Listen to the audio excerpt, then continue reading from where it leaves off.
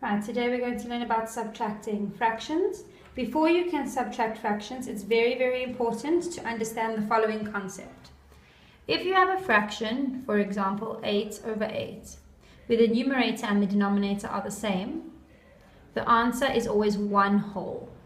Because if we simplify, how many times can 8 go into 8? 8 can go into 8 one time. So 8 over 8 is 1 whole. This would be the same, or it would be true, no matter what the fraction was. Even if it was 25 over 25, the answer would still be 1 whole. When the numerator and the denominator are the same, the answer is always 1 whole, or it simplifies to 1 whole. So if I'm subtracting a fraction, or subtracting a fraction from a whole number, and I have this example, 2 minus 1 over 2. I cannot subtract a whole number and a fraction. They both have to be fractions, or they both have to be whole numbers in order for me to subtract. So your step to success number 1 is to break up your whole number. My whole number here, I know I have 1 whole, and this other whole I could write as 2 over 2. 2 over 2 is 1, and 1 is 1, so that makes 2. So I could say 1 and 2 over 2 is the same as 2. Then I subtract what's left over, which is my 1 over 2. I chose to make this second one in my 2 over 2 because this denominator is a 2. You can only subtract fractions when the denominator is the same. So if this was a 4, for example, then I would make this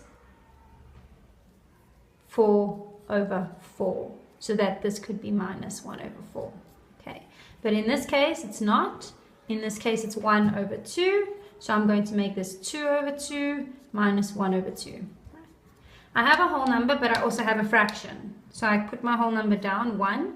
And now, because my denominators are the same, I can subtract my numerators. 2 minus 1 is equal to 1. Denominator always stays the same. And there's my answer. 1 and 1 over 2. Now, if I had, for example, let's just say I had 3 minus 1 over 4 minus 2 over 2, for example. Before I can break up my whole number, I can see that these denominators are not the same, and that is a problem. The denominators have to be the same first. So first, I need to change my denominators. 4 is my biggest one, so I'm going to change my 2 to a 4. I'm going to multiply by 2, but what you do to the bottom, you do to the top. So I'm going to have 3 minus 1 over 4 minus 4. 2 times 2 is 4. 2 times 2 is, oh, let's make this 1 over 2. 1 times 2 is 2. Okay. Now my denominators are the same, so I can break up my whole number. My whole number can be 2. And to make my other one, I'm going to say 4 over 4. I'm picking 4 because my other denominators are 4. Minus 1 over 4 minus 2 over 4. So let's subtract that. 4, now I can subtract my numerators. Okay, 4 minus 1 is 3. Minus 2 is 1. So my answer is 2 and 1 over 4.